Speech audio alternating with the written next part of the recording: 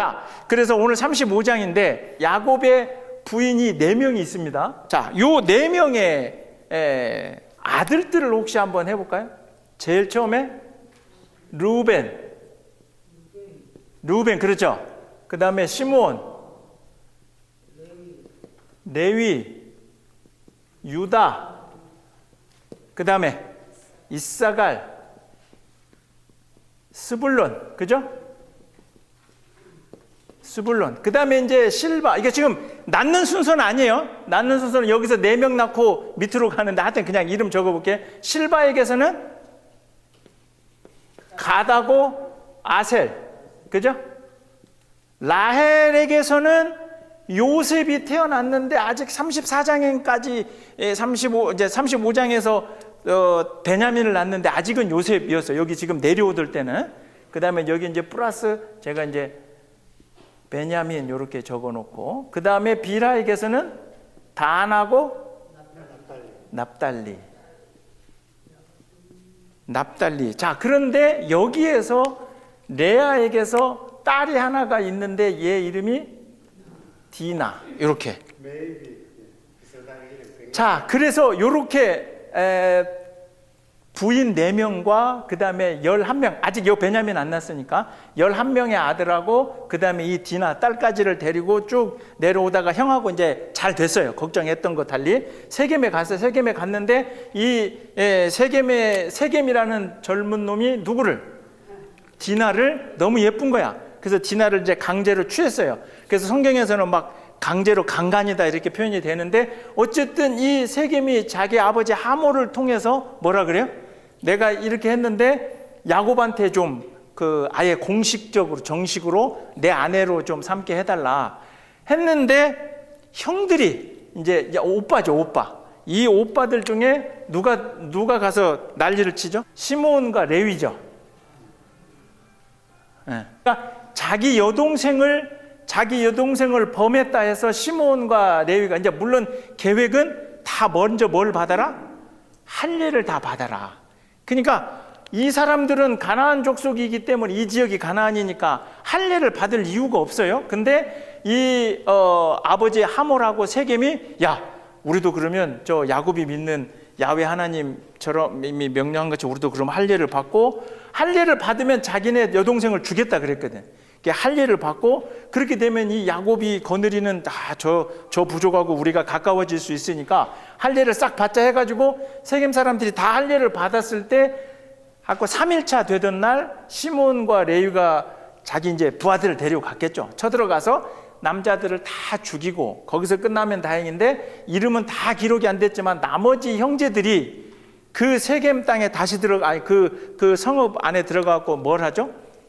남자들은 이미 이 두 오빠가 다 죽였고, 남겨져 있는 아녀자들, 자식들 끌고 오기도 하고 죽이기도 하고, 여기서 이제 그래서 세겜에서 굉장히 악행을 저지르게 되는 거죠.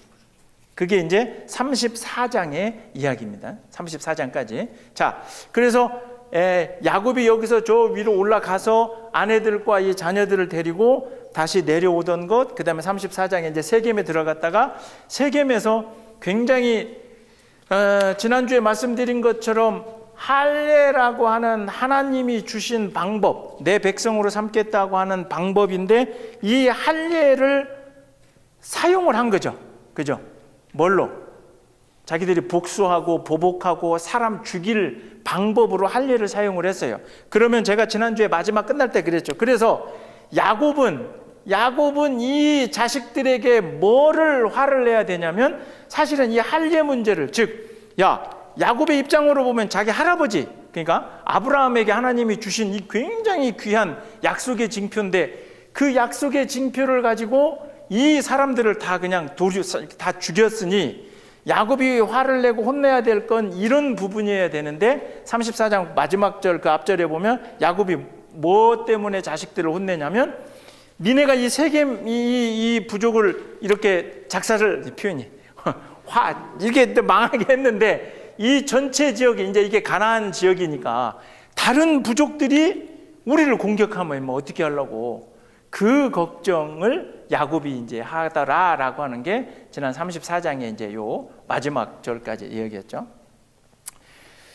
예. 그리고 이제 35장으로 바로 넘어가면서 제가 늘 말씀드리지만 하여튼 스토리 중심으로 할 테니까 꼭 가서 읽어보세요. 자, 그래서 이 세겜 땅에서 이제 그 난리가 난 다음에 35장 1절에서 하나님이 야곱을 불러서 뭐라 그러냐면 너 어디로 올라와라? 베델로 올라와라. 근데 베델로 올라오는 것 자체가 왜냐면 그때 야곱이 처음에 올라갈 때 이렇게 하란에 갈 때 이렇게 편한 길 말고 이 막 산맥을 뚫고 올라갔다 그랬잖아요. 그러니까 이 베델이 있는 곳 자체가 이제 지형이 높아요. 그리고 또 하나는 야곱이 올라가면서 저 베델에서 그 천사가 사닥다리로 올라가고 내려가고 하면서 하나님을 만난 사건이 이 베델. 그래서 거기 제단을 쌓았고, 그래서 하나님이 이 야곱을 다시 35장에 막 보시면 시작하면서 뭐 어디로 올라오라? 베델로 올라오라. 그리고 거기에서 하나님이 내가 너를 좀 만나야 되겠다 이렇게 말씀을 하신 거죠. 그러니까 그 얘기를 듣고 야곱이 자기 이제 모든 그 가족들 식구들에게 이 베델로 가기 전에 몇 가지 해야 될 일을 당부를 합니다. 그게 첫 번째가 뭐냐면 그 라헬이 가지고 왔던 드라빔 지난주에 설명했죠. 그러니까 그런 것들을 포함해서 우상 또는 뭐 이방신 상, 이게 상은 이제 형태로 만들어 놓은 거, 하여튼 뭐 그런 우리말로 하면 부적 이런 걸 다 먼저는 자기 이 모든 식구들에게 또는 이제 이 자식들하고 와이프만 있는 게 아니라 그 밑에 하인들도 다 있을 거 아니에요. 왜 그러냐면 이 밧단 아람 하란에서 20년을 있었기 때문에 20년을 있는 동안 그 지역에서 노예도 생겼을 거고 지금 이 야곱의 일행이, 그러니까 하다못해 야곱의 외삼촌인 라반도 그 드라빔 그 우상을 만들고 이렇게 가지고 있을 정도니까 이 지역 사람들이 다 우상을 가지고 있었을 거라는 거죠. 그래서 야곱이 이제 하나님의 말씀을 듣고 베델로 가기 전에 첫 번째 우상을 좀 다 가져와 봐 이렇게 하고, 그 다음에 두 번째라는 몸을 정결하게 하라. 그 다음에 세 번째는 뭐를 준비하라 그러냐면 의복은 뭐 다른 말로 뭐지? 그냥 옷이잖아요. 옷을 하나님 앞에 올라갈 잘 준비를 해라 하고 2절에 그렇게 세 가지 준비를 합니다. 그래서 이제 많은 목사님들이 설교를 하실 때에 가끔 이제 여러분 설교를 들으시면 하나님의 그 제단이었던 베델 그 하나님이 부르시는 곳으로 올라가기 전에 우리가 해야 될 일은 우상을 버리고 몸을 정결하게 하고 그런 걸 정결하게 하고 그 다음에 옷을 잘 준비하고 그래서 깨끗하게 해서 하나님 앞에 가야 된다. 결국 35장에 나오는 이제 베델에 올라가기 전에 야곱이 이렇게 했던 건 사실 20년의 시간을 보냈던 이곳에서의 삶을 어떻게 다 정리를 하는 거죠.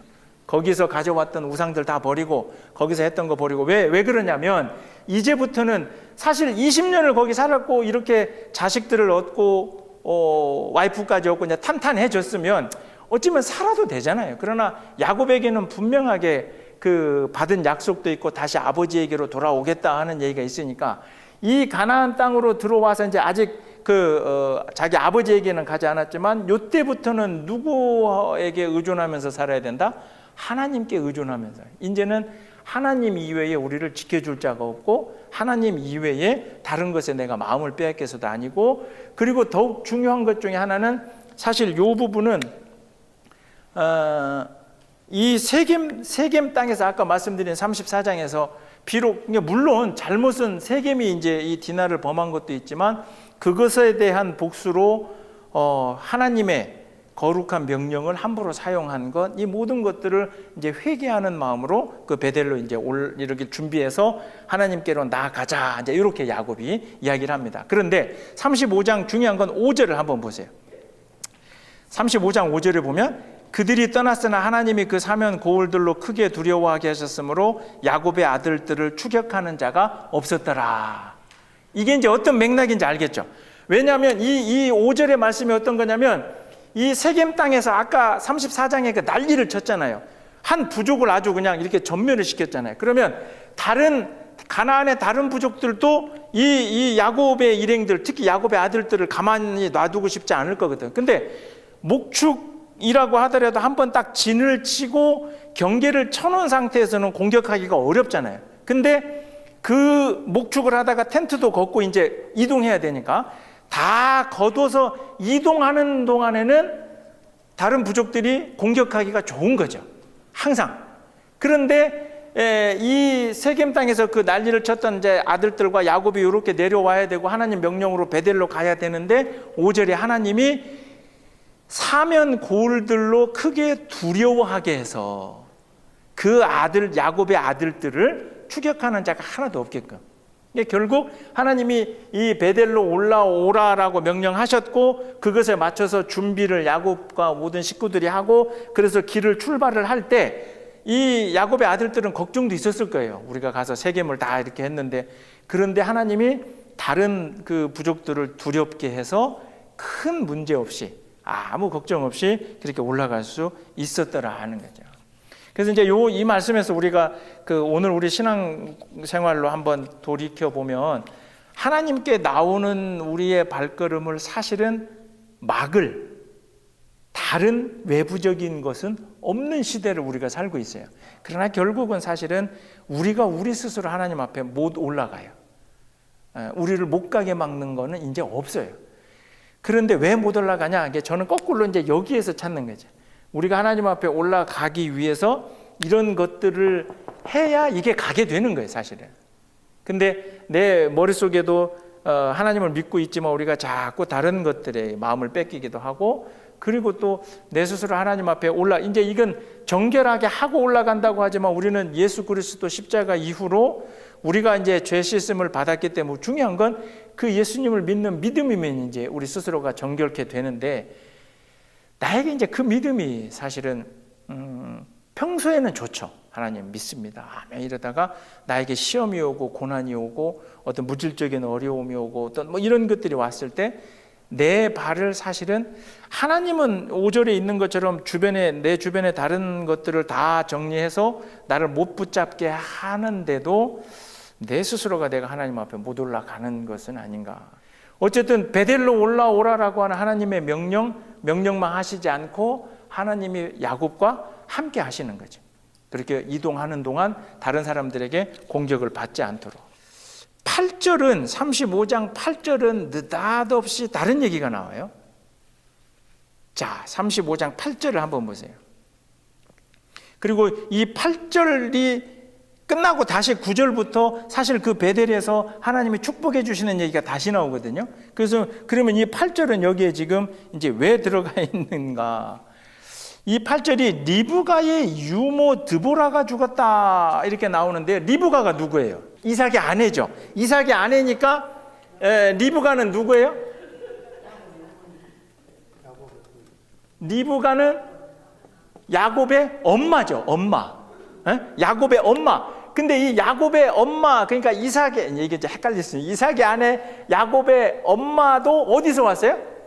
하란에서 왔죠. 근데 야곱이 하란에 가서 아내들을 얻을 때 레아를 얻으면서 실바 몸종을 주잖아요.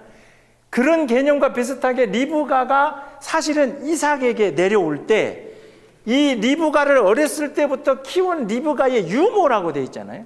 유모 드보라. 근데 이제 이 여인의 다른 정보는 없어요. 딱 여기 하나 나오는데 이 리브가의 유모 드보라가 아마 이삭하고 결혼하기 위해서 같이 이렇게 내려왔었을 거고 그러면 결국 리브가의 야곱의 엄마 리브가인데 이 드보라도 야곱을 어떻게 생각했겠어요? 그렇죠. 왜냐하면 리브가는 에서하고 야곱 중에 누구를 더 사랑했어요? 이제 막 이름이 복잡하죠. 여기 에서 형이 에서잖아요. 에서. 근데 에서가 장자 이걸 받아야 되는데 엄마가 야곱을 더 축복하기 위해서 야곱을 더 막 사랑하고 막 이랬잖아요. 이게 다 아는 건데 지나가서 그래. 이제 우리 나이가 다 잊어먹어요. 뒤돌아서면 제가 이해를 합니다. 그래서 칠판이 필요해요. 근데 어쨌든 그러니까 가만히 보니까 유모하고 리브가는 거의 엄마하고 딸일 거 아니에요. 이렇게 유모라 그랬으니까. 근데 드보라가 키운 거지 사실은 리브가를. 그러면 결국 리브가가 에서하고 야곱이 있는데 야곱을 많이 사랑하니 드보라도 야곱에게 훨씬 그 정이 이제 이렇게 있었겠죠. 근데 중요한 건 이 성경 어디에를 물론 49장에 가면 그 리브가가 막벨라 동굴에 묻혔다는 얘기가 있는데 리브가가 지금 35장까지는 죽었다는 얘기가 없어요. 그러니까 리브가가 죽었다는 얘기는 없고 나중에 이제 49장에 가면 야곱이 자기 예언을 하면서 이제 우리 조상에게 묻힌 이제 그러면서 리브가가 그 막벨라 굴에 묻혔다는 얘기가 나오는 걸로 봐서 그래서 35장 8절에 이 해석을 어떻게 해야 되냐면 아마 이 유모 처음에 야곱이 이렇게 떠날 때 20년 전에는 엄마하고 유모는 여기 있었죠. 여기에 있었는데 20년의 시간이 들어서 그 사이에 리브가가 죽었고 야곱이 이렇게 내려와서 이 지점에서 이제 형 에서를 만나고 막 이렇게 한다는 얘기를 들은 상태에서 아마 드보라가 정확한 건 모르겠지만 리브가가 죽었다는 소식을 전하러 간 건지 아니면 그냥 이미 죽어서 야곱을 이렇게 만나러 갔는지 어느 지점에서는 뭔지는 모르겠지만 여기에 있던 드보라가 이 야곱이 있는 곳으로 같이 올라갔을 거라고 이제 그렇게 맥락적으로는 추정이 되는 거죠. 그랬던 드보라, 그러니까 어찌됐든 세겜에서 베델로 오고 이 사이에 함께 하고 있던 이 자기 엄마의 유모, 뭐 할머니가 되기도 하고 또 한편으로 엄마 같은 그 드보라가 죽으니 그래서 그 8절에 그를 베델 상수리 나무에 장사하고 그곳을 알론 바굿, 이게 이제 그 통곡의 상수리 나무 뭐 이런 뜻이거든요. 그러니까 결국 자기 엄마를 잃은 것과 같은 슬픔으로 통곡하면서 이 유모 드보라를 그곳에 묻어 주었다. 이렇게. 왜냐하면 리브가의 존재가 갑자기 사라져요. 야곱이 여기서 창세기 27장에 보면 야곱을 형 에서의 손에서 피하게 하면서 리브가 엄마가 뭐라 그러면 27장 44, 45절에 야, 형이 좀 분노가 식을 때까지 너 삼촌한테 좀 가 있어라. 그러면 내가 나중에 너를 부르겠다, 이 이야기를 27장 44, 45절에 하거든요. 근데 그 뒤로 여기에서 이렇게 자식을 낳고 20년 동안 그 리브가 엄마의 이야기가 하나도 없어요. 그리고 이제 이 이후로도 리브가가 죽었다는 이야기는 없고 마지막에 이제 49절에 시간적으로가 아니라 이제 야곱이 자기 그 죽을 걸 이렇게 예언을 하고 나는 거기다 묻어줘라 하면서 자기 이제 엄마가 묻혔던 이제 그 얘기를 하거든요. 자, 그리고 다시 아까 7절까지 베델에 가서 단을 쌓다가 다시 9절에 이게 이제 야곱이 밧단하람에서 돌아오매라고 하는 거, 밧단하람은 하란이죠. 그러니까 다시 그 단을 쌓던 그 장면으로 또 다시 돌아가는 거예요. 야곱에게 35장 10절에 축복을 주는데 첫 번째 그 축복이 이제 뭐였어요? 이름을, 물론 이거는 야복강가에서 씨름하다가 받은 32장에서 받은 거기도 한데 야곱이라는 이름에서 뭐로 바뀐다 그랬죠? 이스라엘이라 그랬죠. 근데 야곱에는 두 가지 뜻이 있다 그랬죠. 야코브라고 하는 거예요. 첫 번째는 발 뒤꿈치를 잡다. 그 다음에 두 번째는 속인다. 속이다. 뭐 이런 이게 이제 속이다고 할 때는 야아코브인데, 자, 이거 이제 뭐 중요한 게 뭐냐면 야곱에서 이스라엘로 바뀌는 것의 가장 중요한 포인트는 이거예요. 뭐냐면 발 뒤꿈치를 잡고 누군가를 속이는 거는 누구를 상대하는 거예요? 사람을 상대하는 거잖아요. 다른 사람의 발 뒤꿈치를 잡고 다른 사람을 속이고, 이건 사람을 상대하는 거죠. 근데 이스라엘, 씨름하다, 하나님과 씨름하다, 하나님과 겨루다, 다투다, 하나님과 이기다, 이거는 사람이 아니라 누구를 상대하는 거예요? 앞으로 하나님을. 그러니까 결국 이 야곱에게 내려진 이름이 그냥 단순하게 야곱에서 이스라엘은 결국 인간적인, 사람과 사람을 상대하면서 살던 네가 이후로는 하나님과, 야훼 하나님과 관계하고 야훼 하나님과 더불어서 살아가야 될 이름으로 이스라엘이라고 그 이름을 주시고, 그 다음에 민족, 그러니까 네 자손들이 번성하게 될 거고, 그리고 세 번째로는 뭘 주죠? 땅을, 12절에는 땅을 내가 너희에게 주겠다. 야곱은 이곳을 다시 한번 15절에 있는 것처럼 원래 베델이라고 불렀고 다시 벳엘이라고 지명을 확정을 해서 지금까지도 이제 여기가 이제 베델 이렇게 불린다 하는 얘기가 35장 전반. 35장 금방 축복 뒤에 16절에 보면 이제 라헬이 누구를 낳아요? 베냐민을 거기 보면 16절에 이제 나타가, 그러니까 마지막 12번째 아들이기도 하면서 라헬의 두 번째 아들, 제일 막내이기도 한 베냐민을 나타가 죽게 되는데, 죽기 직전에, 그러니까 이게 산고로 죽는다고 했잖아요, 나타가. 그래서 죽기 전에 엄마가 라헬이 굉장히 이제 고통스럽고 힘드니까 원래 이름을 베노니라고 그러죠. 베노니, 이게 이제 고통, 통곡, 슬픔의 아들. 그러니까 자기가 죽을 것 같으니까 이제 아이고 내가 아들을 낳긴 낳는데 이제 내가 이 아들이 너무 이제 나에게도 고통스럽고 또 내가 죽게 되면 얘가 혼자 이제 있어야 되니까. 그리고 전체 11명의 아들 중에 12번째 막내니까 항상, 저도 막둥이지만 막둥이가 눈에 밟히거든요. 그래서 슬픔의 아들이라고 불렀는데 야곱은 얘를 뭐라고 부른다? 베냐민. 베노니는 슬픔의 아들인데 베냐민은 오른손의 아들. 그러면 이제 성경에서 오른손이라고 오른쪽이 가지고 있는 여러 가지 그 내용들이 있는데, 거기다 한번 이렇게 한번 그 빈칸에 한번 적어보세요. 명예. 그러니까 내 오른쪽에 두자, 이거를 같이 한번 성경 한번 찾아볼게요. 시편 110편 1절 한번 보세요. 여호와께서 내 주에게 말씀하시기를 내가 네 원수들로 네 발판이 되게 하기까지 너는 내 오른쪽에 앉아 있으라 하셨도다. 제주 또는 기술, 근데 하여튼 여러 군데서 찾을 수 있지만 이것도 시편 137편 5절 이렇게 돼요. 이거 110편 1절, 이거 다 시편이에요. 네.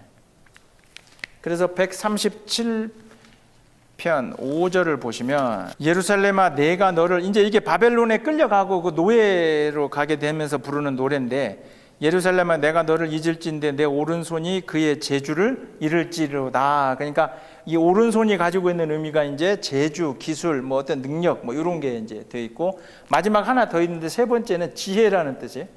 지혜는 시편이 아니라 이제 전도서 10장 1절.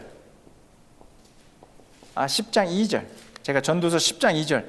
지혜자의 마음은 오른쪽에 있고 우매자의 마음은 왼쪽에 있느니라. 지혜자의 마음은 오른쪽에 있고 우매자의 마음은 왼쪽에 있다. 아니 이제 이렇게 이제 성경에서 맥락을 찾아보면 게 중요하잖아요. 왜 라헬은 베노니, 슬픔, 고통, 통곡의 아들이라고 불렀는데 아버지는 베냐민을 왜 오른손의 아들로 불렀을까? 그 다른 이유는 아니고, 그가 가지고 있는 이제 이 베냐민에게서 명예, 재주, 기술 이런 어떤 의미를 막 부여하면서, 왜냐하면 라헬을 야곱은 누구보다도 사랑했잖아요. 그렇죠? 그리고 또 하나 여기서 이제 우리가 성경을 전체적으로 지금 아우르고 있으니까 한편으로 보면 나중에 이제 재밌는 얘기가, 이 베냐민, 요 베노니 말고 요 베냐민의 후손 중에 유명한 사람 혹시 아는 분 있을까요? 사울. 그러니까 이스라엘의 첫 번째 왕, 이 사울이 이 베냐민에 쭉 내려가서 후손이 되는 거거든요. 근데 이 사울인데 신약에도 또 하나 나오죠. 신약에도 똑같이 사울이 나오잖아요. 근데 이제 그렇죠, 이름이 나중에 사도 바울로 바뀌잖아요. 이 바울도 결국은 베냐민 그 족속이거든요. 그러니까 그냥 그렇게 외우는, 이 사울은 싹 다 사울은 이쪽이었구나. 그 다음에 이제 또 한 사람 유명하다 그러면 이제 예레미야, 선지자도 이 베냐민 이제 지파. 자, 근데 여기서 이 지파가 나와, 이제 이스라엘이 우리가 12지파를 이야기할 때 그렇게 지파가 나와서 제가 잠깐, 어차피 오늘 저 37장 38장 갑자기 유다 얘기를 해야 되는데, 요 맥락에서 제가 이거 조금 옆으로 좀 가볼 테니까 잘 들어보세요. 이스라엘의 12지파라고 하는데, 12지파라고 하는데 혹시 요셉 지파라는 거 들어보셨어요? 요셉 지파? 못 들어봤죠? 네. 그래서 이제 이거를 처음부터 이제 우리가 그 야곱의 아들들 막 이야기하면서 그 부분 때부터 막 이거 설명을 해버리면 서로 갑자기 이제 복잡해요. 나중에 이제 이게 뒤에 가서 나오지만 이 지파 이름 중에 요셉에게서는 두 아들, 이게 하나가 더 생겨요. 두 아들 므낫세하고 에브라임. 지파 이야기할 때는 요셉, 이제 아들은 요셉인데 이 요셉의 두 아들 므낫세하고 에브라임이 지파 이름으로 들어가요. 그러면 산수로 볼 때 몇 명이 돼요? 아니 이거 단 빼고, 이거 빼고, 아니 요셉, 그러니까 요셉도 빼고 요셉 대신 두 아들이 그 지파의 이름이 들어가요. 그러면 전체 몇 개예요? 13개죠. 아직 이 디나는 어차피 여자니까, 죄송합니다. 여자니까 지파 아니까 아직도 13이죠. 그게 어떻게 할 거예요, 그러면? 왜 12지파라 그래요? 야, 재밌는 거예요, 이런 게 이제. 아니 요셉이 빠지는 거 오케이 알겠어. 그러면 요셉이 한 자리였으니까 장자 뭐 어떤 놈이 장자야 뭐 이러면서 한 놈만 이러면 수 있는데 얘네가 둘이 들어오면 13지파잖아요. 아니 이제 어차피 다 죽어요. 어차피 죽는 건 다 죽는데 나중에 이 후손들이 지파가 되는 거지 이 사람들이 지파가 아직 아니니까. 자, 여기 재밌는 거예요. 그러니까 교회 다니시면서 여러분들이 막 11조 우리가 얘기하죠. 그 11조에 이제 우리가 지난번에 멜기세덱 뭐 이런 얘기하면서 나왔지만 사실은 나중에 가나안 땅에 들어가서 그 11조에 그 가나안 땅에서의 11조의 의미는 어떤 거예요? 한 지파가, 그렇죠, 레위 지파가 제사장 지파인데 걔네들은 딴 일을 하지 말고 니네는 제사 지내고 이런 거 갖고 니네는 좀 이렇게 돈 벌지 마, 뭐 농사 짓지 마. 그러니까 그러면 나머지가 거둬가지고 이렇게 그렇게 해주면 내가 볼 때는 10분의 1을 주면 제일 많이 갔지. 근데 그래서 이제 이 레위 지파가 지파에서 빠진다는 게 아니라 우리가 이스라엘의 12지파 얘기하면서 가나안 땅을 이게 나누어 가질 때 이 레위 지파는 각 지파마다 흩어지게 돼요. 제사를 지내야 되기 때문에 각각 땅을 전라도 충청도 이렇게 막 나눠졌어요. 그런데 거기서도 전라도에서도 여기서도 다 제사를 지내야 되잖아요. 이게 레위 지파들은 땅을 따로 이거는 우리 땅 이게 아니라 흩어지게 돼요. 그래서 개념적으로 보면 이제 그렇다고 레위 지파가 12지파가 아니다 이러면 안 돼요. 근데 12지파라고 할 때 얘네 이름이 이렇게 이제 빠지게 된다. 우리 저 오래됐는데 제가 막 시작하면서 여기다가 쫙 창조부터 이렇게 적었을 때 이스라엘이 둘로 쪼개지죠. 그죠? 쪼개졌죠? 쪼개졌을 때 남쪽에는 남쪽에는 유다, 북쪽에는 이스라엘이죠. 그런데 이 이스라엘의 12지파가 각각 북이스라엘과 남유다로 나는 이쪽이 좋겠다. 예를 들면 나는 요 북파, 나는 요 남파 이렇게 갖고 나눠져요. 혹시 어디로 가는지 아세요? 남쪽에는 유다하고 베냐민. 나머지 10개는 어디로? 나머지 이제 이름 다 안 적을게요. 10개는 그 10개 중에 요셉이 아니라 므낫세 에브라임 지파까지가 요 북이스라엘로 들어가는 거예요.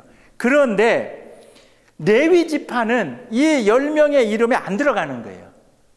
그 얘기가 어떤 얘기냐면 남유다든 북이스라엘이든 어차피 출발이 얘네 같은 편이었다가 하나님 앞에 제사 드려야 되기 때문에 이 레위 지파가 이쪽에도 들어가 있고 이쪽에도 들어가 있고 그래서 이게 10개 그러니까 유다와 베냐민 빼고 그 다음에 레위 빼고 여기에 나머지 10개를 다 적는 거죠. 그렇게 10개 지파고 레위는 이쪽에도 들어가 있었다. 더 재밌는 것은 근데 보세요. 자, 아까 베냐민 이제 오늘 태어난 이 베냐민에게서 제일 유명한 사람 누가 나온다 그랬죠? 사울. 첫 번째 이스라엘의 첫 번째 왕이었던 사울. 자, 신약 사도 바울 일단 놔두고 한참 뒤니까 사울 왕이 여기서 나오죠.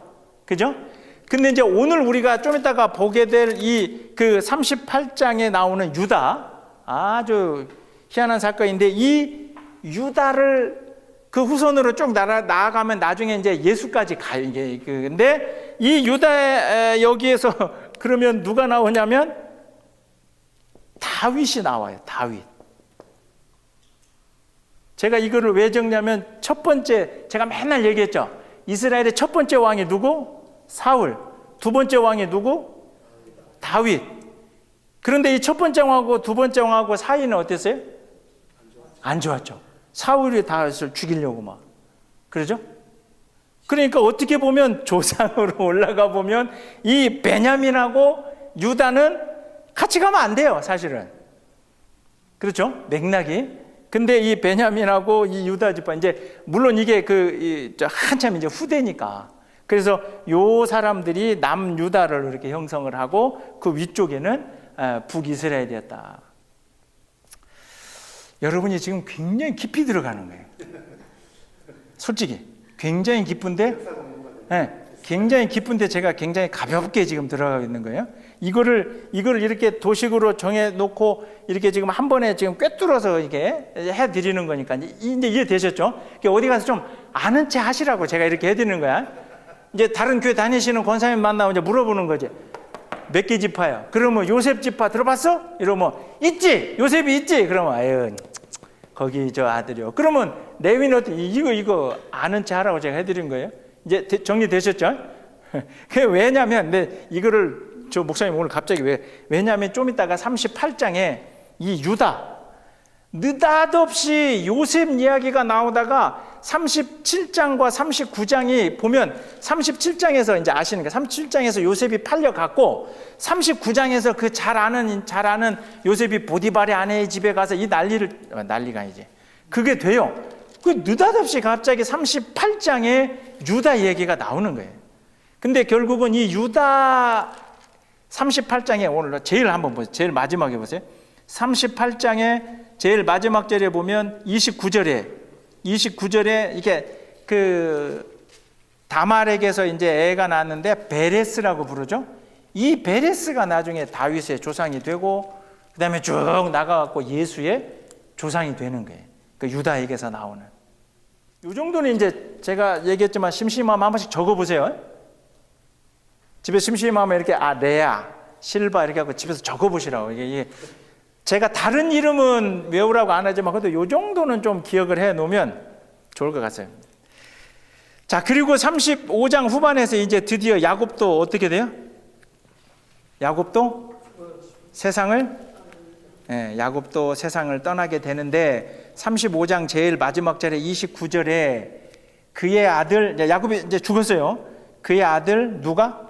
에서와 야곱이 그를 장사하였더라. 그러니까 이 베델에서 이렇게 생각하시면 돼요. 베델에서 하나님을 만나고 이제 그 뒤에 그 시간적인 기록은 없지만 자기 야곱의 아버지 이삭이 머무르던 데가 요 헤브론이니까 요렇게 해서 야곱도 내려온 거고 지금 에서 형은 어디에 있어요? 이쪽에 있었죠. 이 에돔 땅 요쪽에서 이렇게 와서 에서하고 야곱이 함께 뭘 했다? 아버지를 장례를 치렀다. 그럼 우리가 아브라함 때도 그렇죠. 아브라함도 이스마엘하고 그 다음에 아들 누구죠? 이삭하고 그랬을 때 아브라함이 죽었을 때 이게 이스마엘하고 원래 안 좋았잖아요. 근데 와서 같이 35장에 이렇게 25장에 장례를 치렀다. 그래서 이 시점에서 아버지가 죽는 그 시점에서 에서와 야곱이 다시 한번 만나게 됐다라는 게 35장 후반이고 그러면서 36장으로 바로 넘어가요. 그래서 느닷없이 갑자기 에서의 곧 에돔의 족보 이렇게 해서 이제 36장은 뭐 쭉 우리 믿음의 약속의 그 조상들하고는 좀 관계없는 족보가 쫙 나와요. 그 이름은. 그래서 36장에 갑자기 에서의 족보가 나오는 이유가 다른 게 아니고 이 이삭이 죽어서 아버지 장례 치르러 와서 야곱과 에서가 함께 했어요. 그리고 난 다음에 6절과 7절에 보면 이제 에서가 자기 이렇게 애들도 늘어나 뭐 이렇게 가축도 늘어나 그러니까 7절에 두 사람의 소유가 야곱하고 에서 서로 이렇게 그 목축을 하는 게 복잡하니까 이제 각자 흩어지자 해서 에서는 아버지 장례를 치르고 이제 약 한 10년이라 그러는데 그 뒤로 다시 어느 땅으로 이 에돔 땅 세일 땅이라고 부르는 에돔 땅으로 다시 에서가 돌아오게 된다는 게 36장의 시작이에요. 그러면서 이제 9절부터 쭉 뭐 43절까지는 이 지역, 에서가 살았던 이 지역에 대한 족보가 쫙 나와요, 지금. 그 이름을 알면 좋을까요, 안 좋을까요? 알지 마세요, 그냥 이런. 예, 왜냐하면 우리가 앞에서 이스마엘도 그 족보가 쫙 나왔죠. 그거 뭐 괜히 뭐 스트레스 받 이거 막 읽다가 아이고 이름도 복잡하다. 그래서 근데 이제 다만 한 가지만 좀 생각을 할 건 36장 20절에 있는, 그러니까 이 지역에서 살고 있던 그 무슨 족속이라고, 원래 호리 족속, 뭐 세일 족속, 이 사람들이 먼저 살고 있는데 이제 에서가 이곳에 들어가서 같이 그 사람들하고 이제 새로운 걸 만들어 가는데, 이 장면을 성경에서 어떻게 표현하냐면 신명기 2장 12절. 신명기 2장 12절. 호리 사람도 세일에 거주하였는데, 그죠? 아까 거기 나오는 호리 부족, 뭐 그 중요한 게 거주하였는데 에서의 자손이 그들을 멸하고 그 땅에 거주하였으니, 그러니까 에서와 그 자손들이 이제 그리 가서 이걸 점령을 이제 나중에 하게 되는 거죠. 하였으니 이스라엘이 여호와에게 주신 기업의 땅에서 행한 것과 같으니라. 이 후반은 뭐냐면, 이게 나중에 출애굽을 해갖고 쫙 모세랑 해갖고 출애굽 해갖고 이렇게 와서 요단강 건너서 가나안에 들어가잖아요. 가나안에 들어갈 때 이미 가나안에 있던 족속들하고 이 이스라엘의 이제 12지파가 막 들어가면서 전쟁도 하고 그러잖아요.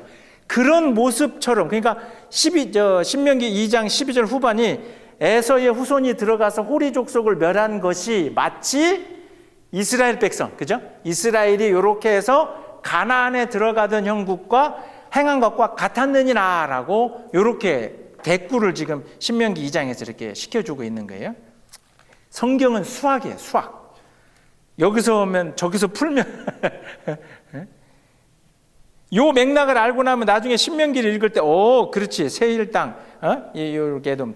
그 다음에 다시 이제 36장으로 돌아와 보세요.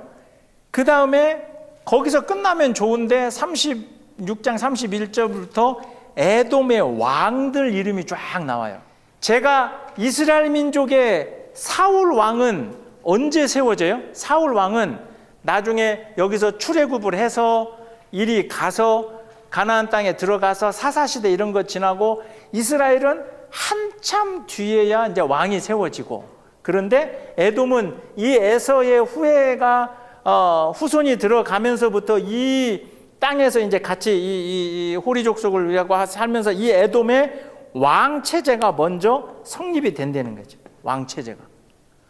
그런데 뭐 자세히 안 읽으시겠지만 31절부터 43절을 통해서 우리가 알 수 있는 건, 왕이요, 원래 이 시대는 왕은 아버지가 왕이면 누가 왕이 돼요? 자식이 왕이 돼요. 근데 나중에 자세히 읽어보세요. 자식이 왕이 안 돼요. 어느 왕이 있었는데 그 아들이 아니라, 그런데 다른 누구의 아들 누가 왕으로 선출되고 도성의 이름이 바뀌어요. 그 왕으로 선출된 놈이 태어난 그 도시가 이제 도성이 되는 거야. 이게 목사님, 이게 뭐 중요합니까? 결국 이렇게 된다는 건 굉장히 전치적으로 혼란스러웠다는 거죠. 태평성대고 이렇게 잘 되면, 왕이 덕을 쌓고 왕이 이렇게 되면 그 아들이 당연히 왕이 돼야 되는데, 어쨌든 이 왕이 부패했던 뭐 자세한 기록은 없으니까, 그러니까 이 시대에 감히 다른 사람이 왕이 되고, 왕이 되고, 그러면서 그놈이 왕이 되니까 내 태어난 곳이 수도야. 그런데 그 다음에 그 아들놈이 아니라 또 다른 놈이 이렇게 계속 바뀌어요.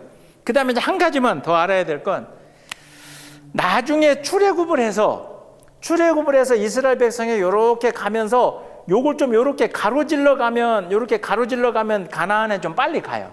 그래서 이제 에돔, 민수기 한 20장에 보면 에돔 왕에게 요구를 합니다. 이스라엘 백성이, 야, 니네 어차피 우리랑 뿌리가 같지 않냐? 왜? 여기 에서, 그렇죠? 야곱의, 지금 이스라엘, 여기서 출애굽하는 이스라엘 백성은 결국 야곱의 아들들, 그들이 들어간 그러니까 따져보면 어떻게 돼요?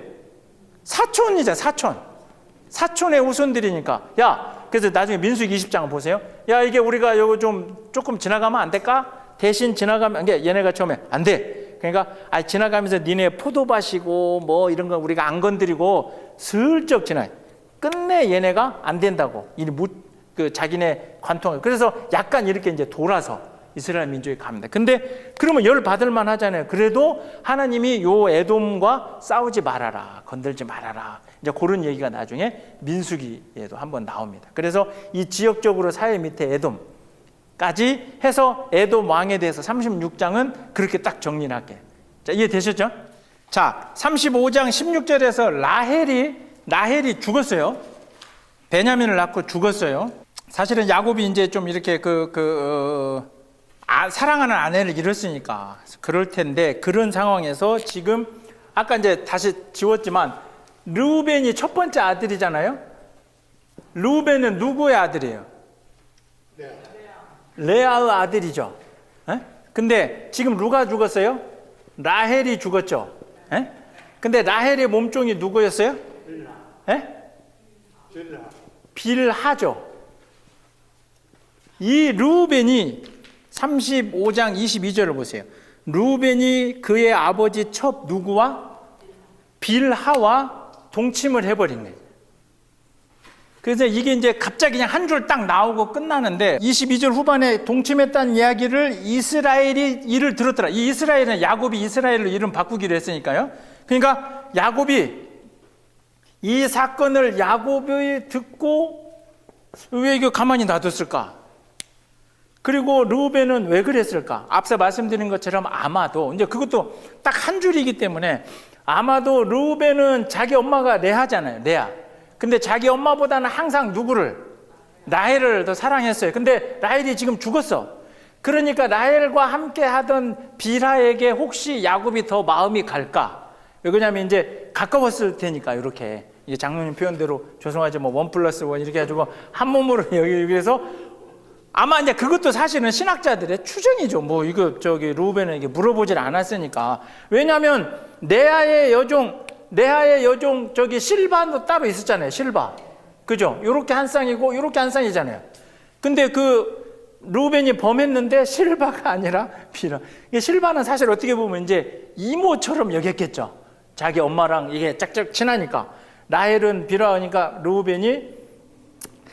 근데 야곱이 이거를 왜 가만히 놔뒀나? 근데 이 순간에 야곱은 이 르우벤에 대해서 그것을 나무라거나 뭐라고는 하지는 않아요. 왜냐하면 이제 그것도 이제 해석인데, 앞서 34장에서 막 세겜에 가서 이 르우벤의 아들도 시므온, 유다 이런 애들이 가갖고 막 다 죽이고 막 이렇게 했으니, 혹시 또 한 번에 어떤 뭐 이런 문제 때문에 이 집안이, 왜 그러냐면 35장 그 앞에 라헬 죽기 전에 베델에 올라가서 하나님 앞에 제사도 했는데, 그러나 야곱이 이거를 잊지 않고 창세기 49장으로 잠깐 한번 가보세요. 창세기 49장에 이제 쉽게 말하면 야곱이 마지막에 죽기 직전에 유언처럼 쫙 이야기를 할 때, 이제 아들들을 다 불러놓고, 야 이제 이거 뭐 재산도 좀 나눠야 되겠고 뭐 유언을 이제 하는 거예요. 거기에 49장 3절을 보세요. 3절.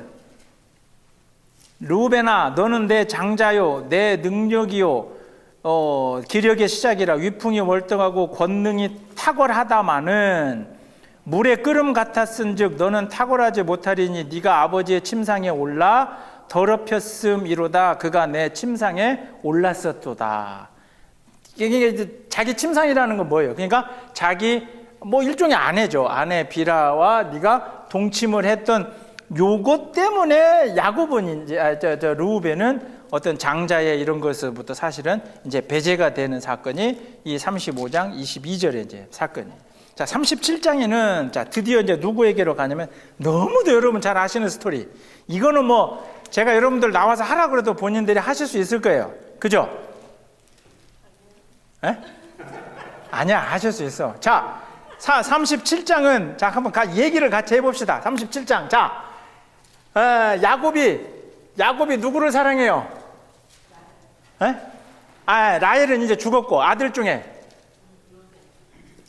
요셉, 물론 요셉 동생 베냐민도 있었지만 야곱이 요셉을 특별히 하여튼 사랑을 해요. 그래서 야곱한테 무엇을 입혀요? 옷도. 에? 거기 보면 성경에 뭐라고 돼 있어요?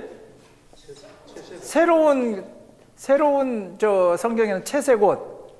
그래서 알록달록한. 근데 이 시대의 옷은 아까 앞에서도 베델에 올라갈 때 의복을 준비하라 그러죠. 이때 옷은 그 옷 크기나 색깔이나 이런 걸로 사람의 신분을 구분할 정도로 옷은 중요하거든요. 그러니까 야곱이 요셉을 굉장히 사랑해요. 그래서 막 옷도 이렇게 입혀줘요. 그리고 또 요셉도 제가 지시라고 하는 행동이 뭐냐면, 이 형들이 많았잖아요. 요셉 위에. 요셉이 11번째니까 10명의 형들이 있는데, 그 중에서도 이렇게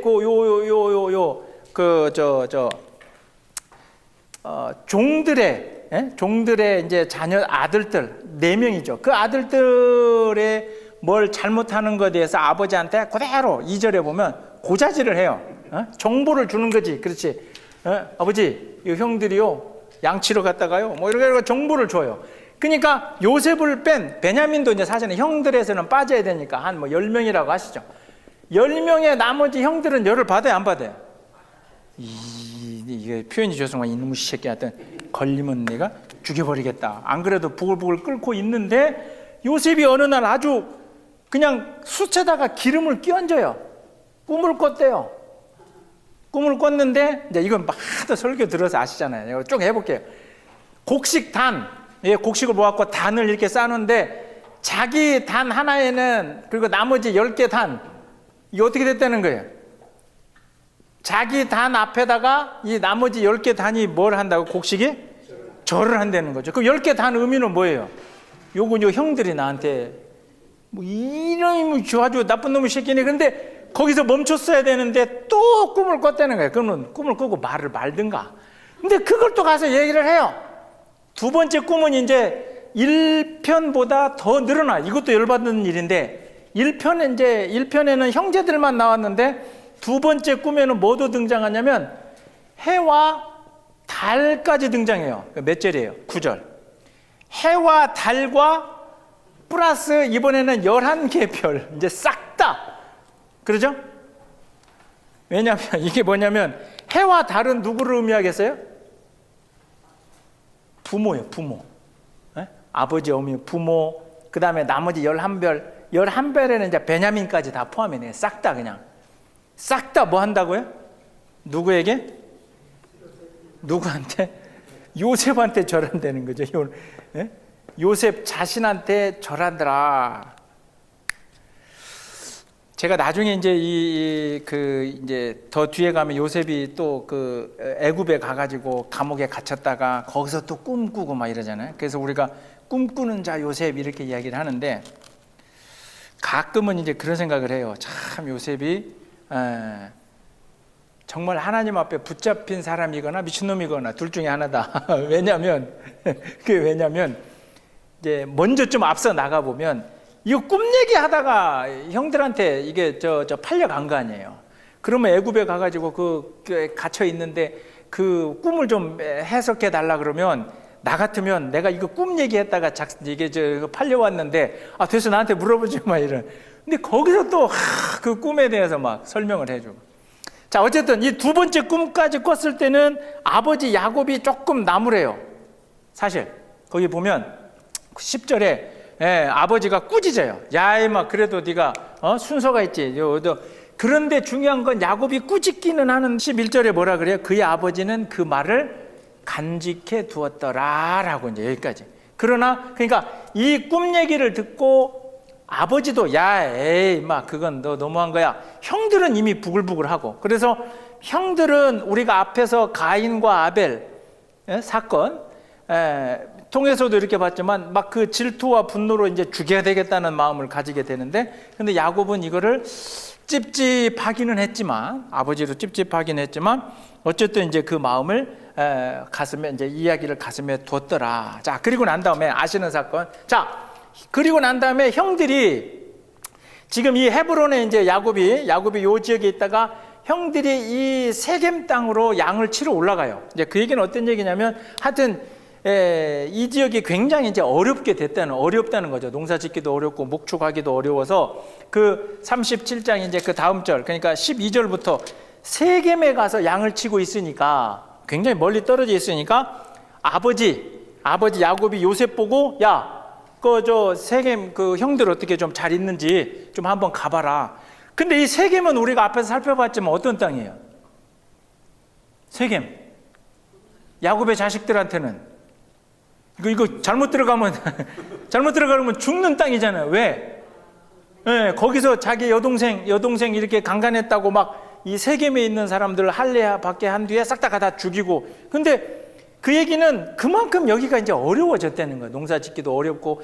그래서 나중에 이 모든 식구들이 애굽으로 싹 내려가기도 하잖아요. 어쨌든 지금 세겜으로 가 있는 형들한테 야곱이 야 요셉 보고 야 너 형들한테 좀 가봐 해가지고 요셉이 갔는데 이미 세겜에 있던 형들이 어디로 올라가 있어요?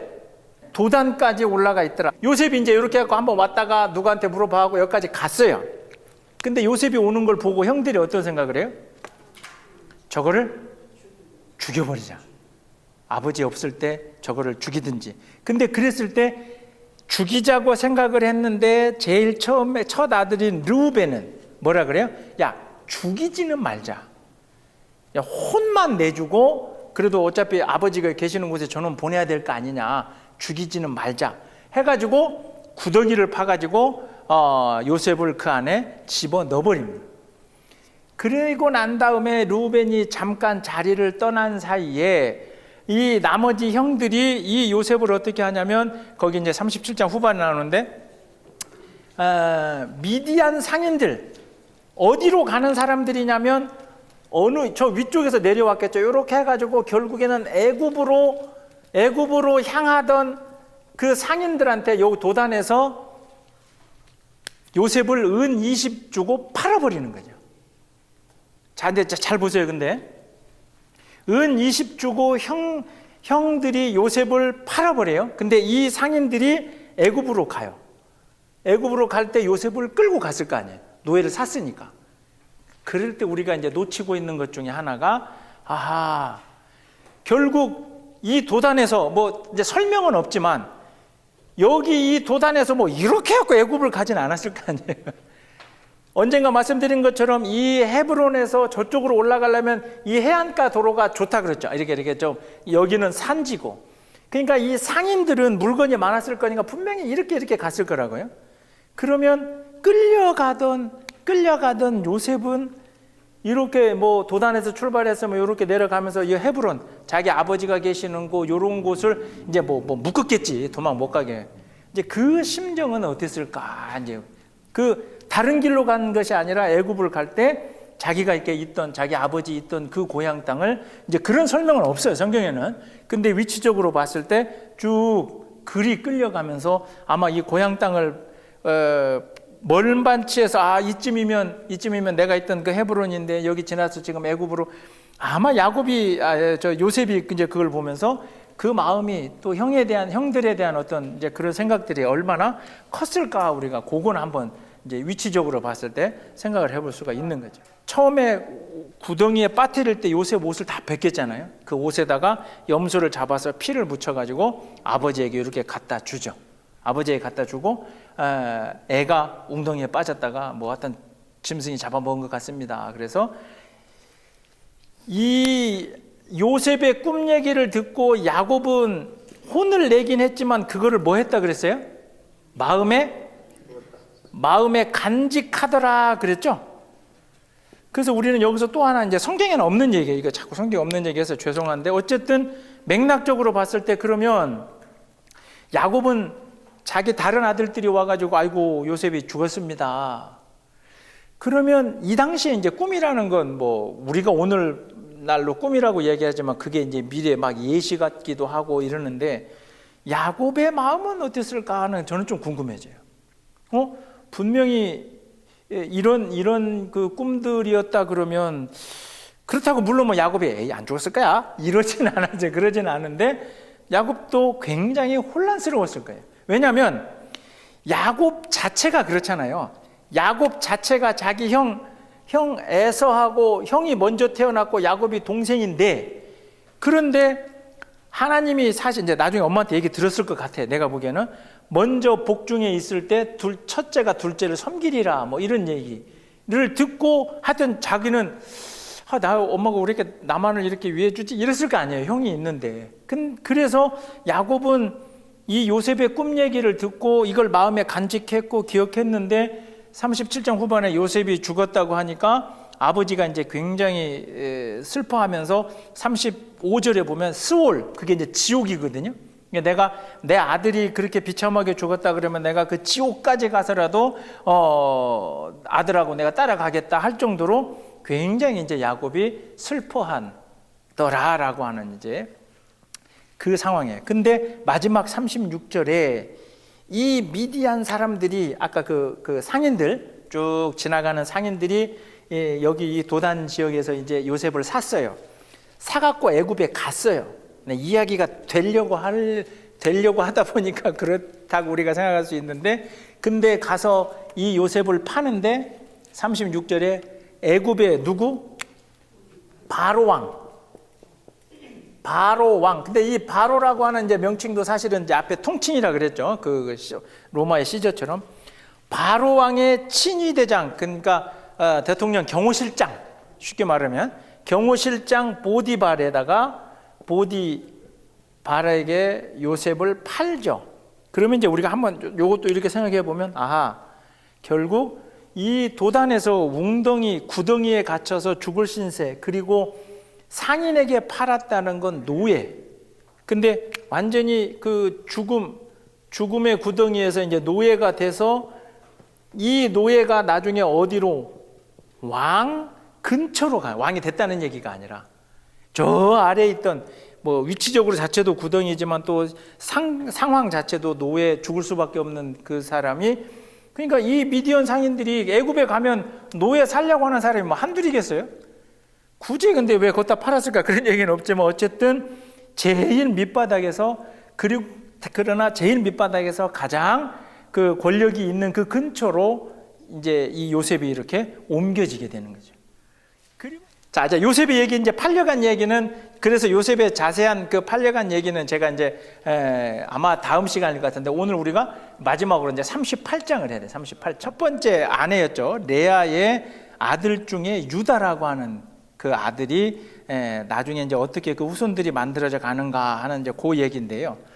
제가 이렇게 한번 해볼게요. 자, 유다가 아들을 셋을 낳아요.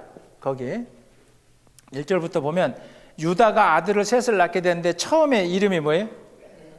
엘. 그러죠? 처음에 이름이 엘. 그 다음에 누구죠? 둘째 아들이 오난. 그 다음에 셀라. 자, 이렇게 생각하십니다. 아들을 셋을 낳았어요. 근데 첫 번째 아들 엘에게 짝꿍을 세워줬어요. 부인을. 그 부인의 이름이 다말이에요. 다말. 그런데 이 엘이 어떤 잘못을 했는지는 구체적으로 이제 기록된 게 없는데, 7절에 보시면, 38장 7절에 보면 엘하고 다말하고 이제 요렇게 하고 잘 살고 있었는데 7절에 보면 엘이 어떻게 됐어요? 보니까 하나님 앞에서 악을 행했더라. 그래서 어떻게 됐어요? 엘이 죽었어요. 첫 번째 아들이 죽었어요. 그러면 이 시대에는 이제 그거를 계대 결혼이라고 이제 뭐 성경에서 얘기하는데, 그게 뭐냐면 형이 죽으면 이 형수를 어떻게 해야 돼요?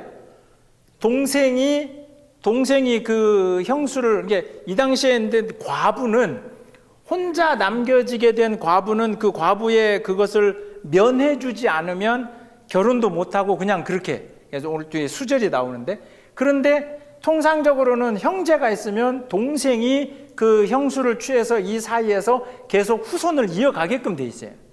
그래서 이제 유다가 오난을 자기 이제 형수하고, 그래서 이 시대에는 이게 말이 안 되지만 하여튼 그렇게 해서 아들을 낳아서 후손을 이어라 했는데 오난이 싫은 거야. 근데 그게 왜 싫었냐면, 이렇게 해서 사실은 여기서 아들이 태어나면 결국 이 아들은 사실은 자기 아들이지만 어찌 보면 이제 이게 형의 후손을, 이게 뭐야, 우리도 옛날에 이렇게 주잖아요. 이렇게 뭐라 그러지? 야, 그렇죠. 이렇게 큰 집에 애를 못 낳으면 둘째 집에서 아들을 못 낳으면, 그렇죠, 양자로 이렇게 하고 주듯이, 이건 낳아봐야 저 새끼는 내 새끼, 죄송합니다. 이거 욕이 아니라 저 아이는 내 새끼가 아닐 것 같다 하는 생각에 오나는 다말하고의 관계에서 이게 뭐 하여튼 그 이제 성적인 표현이지만 하여튼 다말에게서 아들을 안 낳게끔 이제 해버립니다. 본인이. 그 일로 인해서 오난도 죽게 됩니다. 그럼 아직 다말은 이제 계속 혼자 있죠? 그러면 이제 누가 남았어요? 형제 마지막이니까 당연히 유다는 누구를? 셀라를 다말에게 보내야 돼요. 그런데 유다 마음속에 어떤 게 생겼냐면 1번 돌아가셨고 2번 돌아가셨으니 다말한테 3번을 보내면 내가 이 자식마저도 잃을 수 있겠다. 그 유다가 걱정이 된 거예요. 왔다 싹 다 이 여자 때문에 다 죽으면 어떻게 해가지고 이 셀라 마지막 이놈을 안 주고 다말에게 이제 유다가 뭐라 그러냐면 너 아직 얘가 어리니까, 핑계는 그거예요. 셀라가 아직 어리니까 너 다말에게 너 그냥 네 고향 땅에 가서 얘가 조금 자랄 때까지 네가 뭘 하고 있어라? 수절을 하고 있어라. 아까 말씀드린 것처럼 이때 이 수절이라고 하는 건 옷 자체도 이제 그 당시에는 아까 제가 신분을 표시한다 그랬죠. 과부들이 아마 입어야 되는 종류의 옷이 있었을 거예요. 그냥 누가 봐도 저 여자는 건들면 저 여자는 재혼도 못하고 막 이렇게 수절을 하고 있으라라고 고향에 보내버린 거예요. 그러니까 어찌 보면 유다가 좀 비겁한 거죠. 그죠? 이제 당시의 풍습에 따르면 얘네 둘이 죽은 것도 물론 뭐 억울하긴 하지만 하여튼 유다 입장으로는 아들을 살리고 싶었지만 다말의 입장으로는 이 고향 땅에 가서 시집까지 갔는데 고향 땅에 와서 다시 여기서 재혼도 못하고 아무것도 못하게 그냥 이렇게 해서 다말이 고향에 돌아온 거예요. 그런데 이제 얼마 후에 한참 지나가지고 유다가 아내를 잃어요. 굉장히 슬프잖아요. 그래서 이제 아내를 잃고 이게 슬픔에 있다가 이제 좀 마음도 달랠 겸 해가지고 다말이 사는 조금 인근 지역에 온다는 이야기를 다말이 들어요. 그 이야기를 듣고 이제 이 다말이 옳다구나. 나를 이렇게 뭐 자기가 잘못돼서 엘이나 오난이 죽은 건 아니잖아요. 그럼에도 불구하고 그 과부라고 하는 어떻게 보면 주운 글씨죠. 그거를 쓰고 내가 이렇게 그러니까 유다가 이제 이렇게 온다는 이야기를 듣고 다말이 그 표현이 그렇게 되어 있죠. 그 14절에 38장 14절에 과부의 의복을 벗고 이렇게 되어 있죠. 그러니까 누가 봐도 저게 과부인데 내 그걸 아예 벗고 너울로 얼굴을 가리고 몸을 휩싸고 이 표현이 이제 어떤 거냐면 자꾸 이제 성경에는 그렇게 되어 있죠. 이름을 그냥 뭐 창녀라고 이렇게 이제 표현하고 있는데 하여튼 스트릿 거리죠. 이제 영어로 하면 몸을 파는 여인으로 변장을 하고 유다 자기 시아버지 곁에 이렇게 이제 갑니다. 근데 시아버지가 이제 이 자기 와이프도 잃었고 뭐 사실 뭐 자식들도 둘이나 그 전에 이제 잃었고 와이프도 잃고 그래서 마음도 달래끼면서 막 이렇게 왔다 갔다 양떼들 먹이러 왔다가 하여튼 몸 파는 이 여인으로 보이는 자기 며느리를 못 알아봐요. 못 알아보고 오히려 유다가 적극적으로 야, 내가 오늘 당신하고 하룻밤을 자면 좋겠습니다. 유다가 그렇게 이야기를 합니다. 그러니까 다말이 뭐라 그러냐면 그러면 나한테 뭘 좀 쉽게 말하면 이제 돈을 좀 달라. 그러니까 유다가 내가 지금 갑자기 와서 염소나 이렇게 줄 게 없으니까 그러면 내가 먼저 뭘 준다 그래?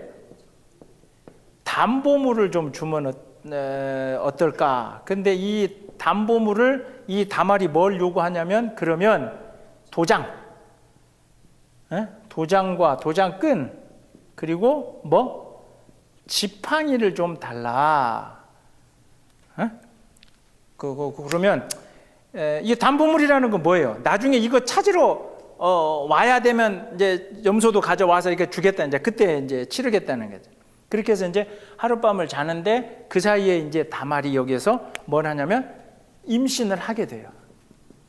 근데 이제 유다가 가만히 이렇게 이제 보니까 어제 밤에는 이제 막 그 여인하고 이렇게 하룻밤을 보냈는데 이제 이거 하면서 도장, 내 지팡이 이런 거 찾아야 되니까 이거 담보물을 찾으려고 다시 이제 그 지역에 갔더니 그 동네 사람들이 그러는 거죠. 아니 우리 동네는 몸 파는 여인 그런 사람 없다. 우리 동네는 그런 동네가 아니다. 그러니까 이상하네. 분명히 있었는데 하고 집에 돌아가요. 유다가 돌아가서 따단 3개월 뒤 3개월 뒤에 유다가 소식을 들어요. 무슨 소식을 듣냐면, 어이, 당신 저 며느리 다말이 세상에 고향에 가서 수절하라고 가만히 있으라 그랬는데 임신을 했대, 이런 거예요. 그 얘기를 듣는 거예요. 그러니까 유다가 흥분해갖고 이런 천하의 나쁜 여자 같으니라고 내가 당장 그거 불태워 죽이리라 그래요. 24절을 보세요. 38장 24절에 유다가 그 얘기를 듣고 유다가 이르되 그를 끌어내요. 뭐 하리라? 불태워 죽여버리겠다는 거예요. 불사르리라. 그게 이제 3개월이면 배가 조금 나오죠. 아닌가? 3개월의 의미가 뭘까 내가 한참 고민했는데 약 3개월 뒤에 어쨌든 그냥 유다가 흥분을 해요. 보세요. 잘 보세요. 유다가 굉장히 흥분을 해서 내가 죽여버리겠다고 막 자기 며느리를. 그래서 이제 며느리가 이제 왔겠죠. 다말이 이제 이게 앞에 왔겠죠. 내 인연 죽이리라 이러니까 그때 다말이 꺼낸 게 뭐예요? 그렇죠. 요거. 아까 유다가 못 찾았잖아요. 이거 돌려받아야 되는데. 자, 그러면서 중요한 게 거기서 자 25절 보세요. 여인이 끌려나갈 때에 사람을 보내 시아버지에게 이르되 이 물건 임자로 말미암아 임신하였나이다. 뭐 이렇게. 그러니까 난 담부물이 있고 내 뱃속에 아이의 아빠가 이 물건의 임자입니다. 청하건대 보소서 이 도장이 누구의 것입니까? 라고 이제 이야기를 하니까 유다가 그것을 알아보고 아이쿠 왜 그러냐면 이 도장이 누구 거예요? 자기인 거죠. 그럼 또 하나 아이쿠 그러면 자기가 누구랑 잔 거예요?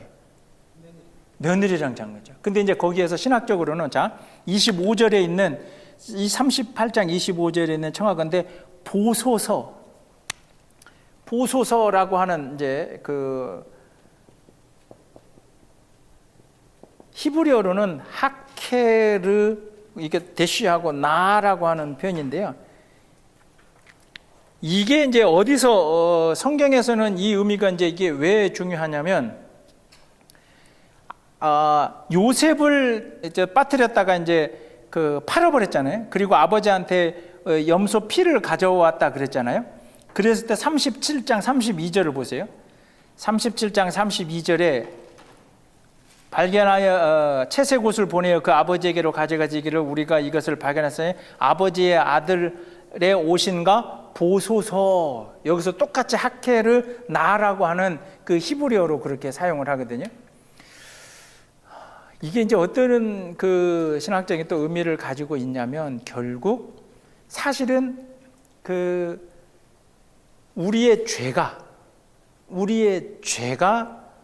때로는 우리가 그것을 내 죄를 내가 감추려. 그러니까 37장에서는 형들이 자신의 죄를 감추기 위해서 아버지 보세요. 그죠?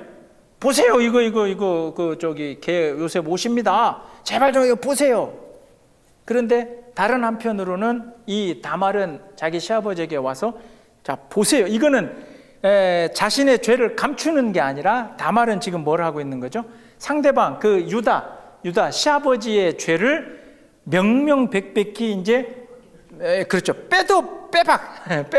빼도 박도 못하게 자 보세요라고 하는 거죠.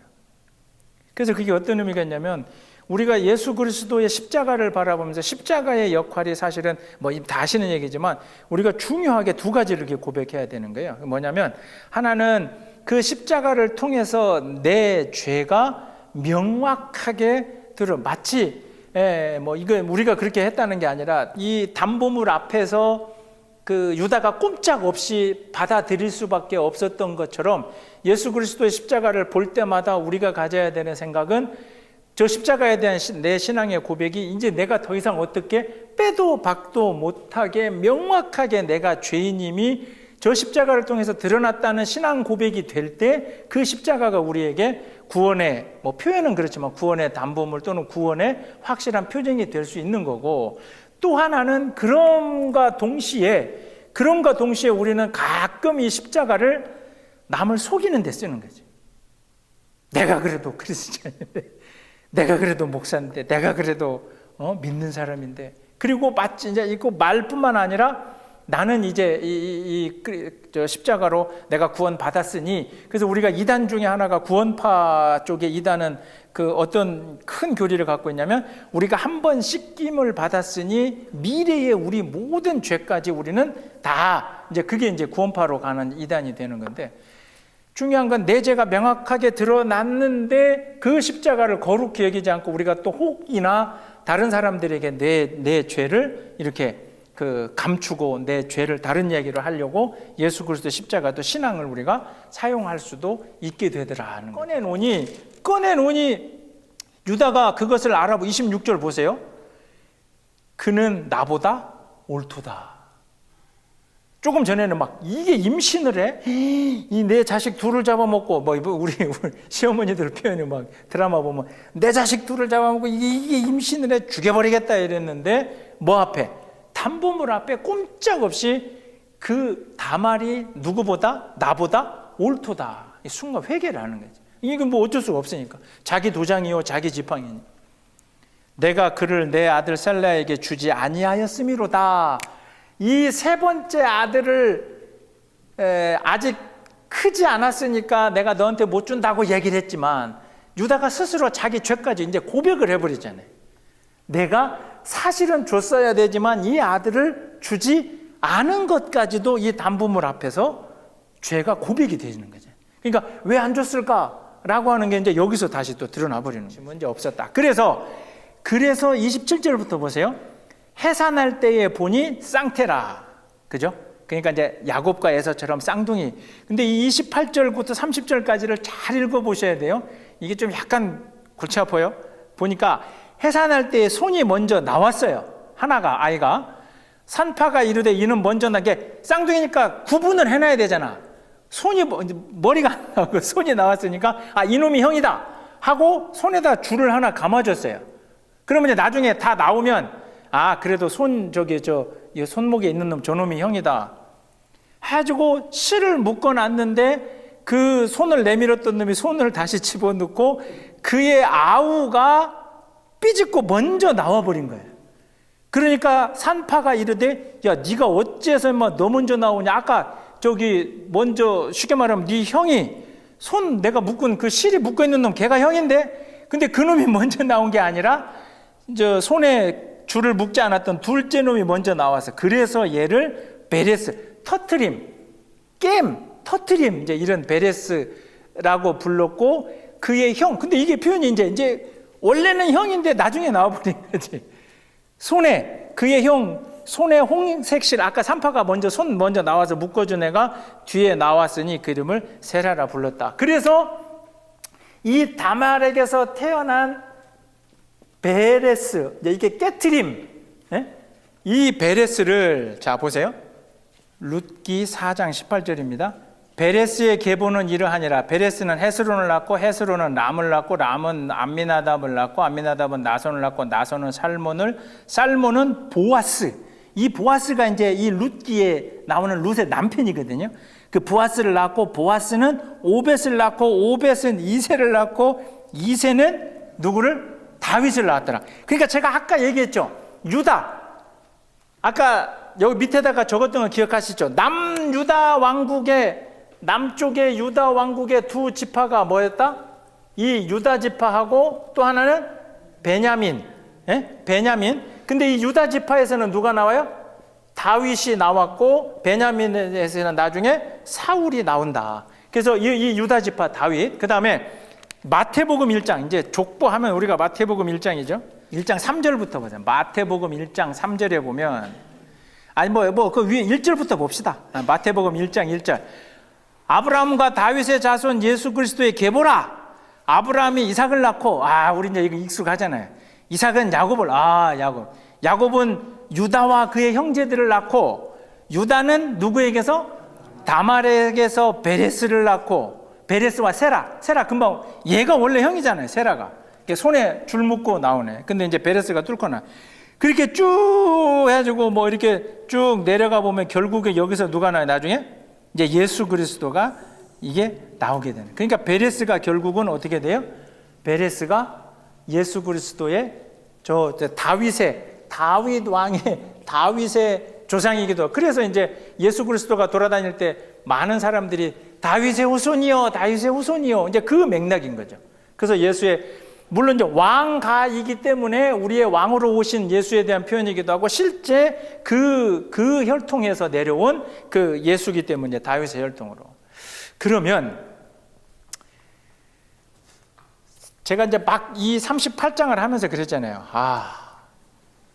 왜 하나님은 이런 어떤, 오늘 이 시대에 보면 지금 제가 여기서 쭉 이렇게 적었지만, 이런 이야기들을 왜 이렇게 이제 이런 이야기들을 기록이 되어지게끔 하고 이렇게 이제 하셨는가? 다른 종교에서는 이제 거룩하다라고 하는 것, 성스럽다고 하는 것이 우리와 구별된, 인간과는 어떤 다른 이제 이런 마치 천상 세계에 따로 있어야 될 것 같은 이제 그런 건데, 사실은 하나님이 이제 우리가 창세기를 배운 이유가 그거예요.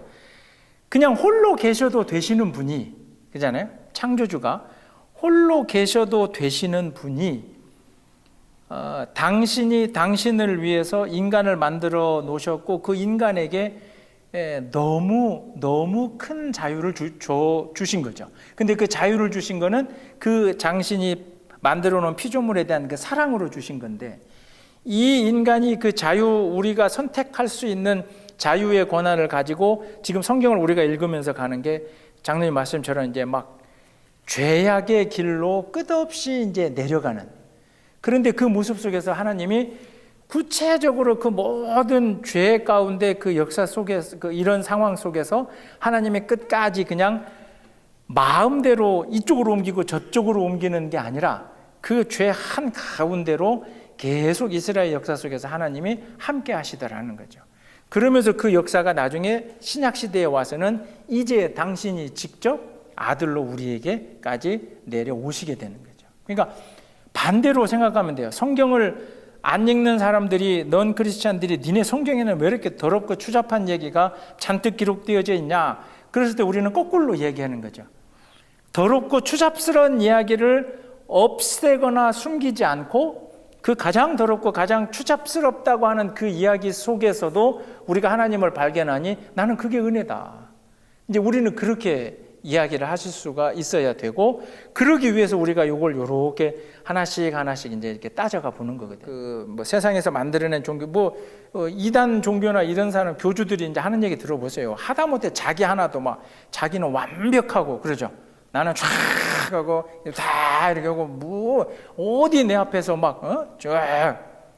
근데 그 이단 교주들의 뒷모습은 어때요? 더 추악하잖아요. 근데 이제 우리는 성경을 통해서, 제가 막 구약 성경을 시작하면서 그랬을 거예요. 이스라엘을 우리 각자 한 사람으로 봐라. 우리가 역사를 배우지만 한 사람으로 보면 우리가 때로는 하나님과 가까웠다가 말도 못하게 떨어졌다가 뭐 엉터리. 근데 그 모든 속에서도 하나님이 이제 계속 함께 하시더라 하는 이제 그 맥락으로 이렇게 역사를 바라보시면 이제 좋을 것 같습니다. 하면서 제가 하여튼 아름답게 그래도 잘 좀 표현이 됐죠? 깔끔하게. 멋지게. 이쪽 두 분은 항상 잘 됐습니다.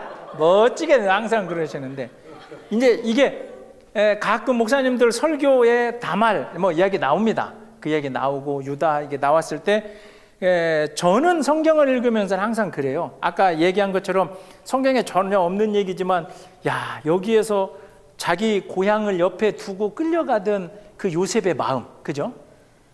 이 다말은 자기가 잘못한 건 아닌데 분명히 성경에 엘이 하나님 앞에 악함으로 죽었다 그랬거든요. 첫째 남편이 죽고 그 형제까지 죽고, 그랬을 때 이 다말이 이제 자기 시아버지에게 이렇게 하는 그 속에서 이 여인이 가졌을 어떤 그 마음의 이제 어떤 뭐랄까 상처라 그럴까 하여튼 이제 그런 것, 가만히 기도하면서 또 묵상하면서 성경을 바라보면요, 이게 그러니까 성경을 읽으면서 우리 그 찬송가 중에 있잖아요. 그 어머님이 읽으며 눈물 많이 흘리고 뭐 고난당, 하여튼 성경을 읽으면서 수많은 사람들이 나오잖아요. 그 수많은 사람들에게 한번 여러분들이 감정이입을 한번 해보세요. 아이고, 이거 굉장히 은혜가 되고 굉장히 재밌습니다. 자, 38장까지 오늘 이렇게 이제 정리가 됐습니다. 그러면 아까 말씀드린 것처럼 37장에서 여기 이렇게 애굽에 팔려갔던 요셉, 우리가 잠시 38장하고 외도를 좀 했는데 잠깐 옆으로 유다로 갔었는데 다시 39장에서부터 그러면 저기에 애굽에 간 요셉이 이제 어떻게 되는지 그 이야기. 다음 주에는 저희 가족이 하여튼 8시 반까지 LA 그 페더럴 오피스에 가야 돼서 다음 주 목요일 그리고 그 다음 주 27일은 이 교회 건물을 우리가 쓸 수가 없어서 그냥 2주 썸머 베케이션이라고 생각을 하고 여름 방학 다음 주 20일 그 다음 주 27일 방학하고 8월 달에 다시 여러분들 뵙도록 하겠습니다.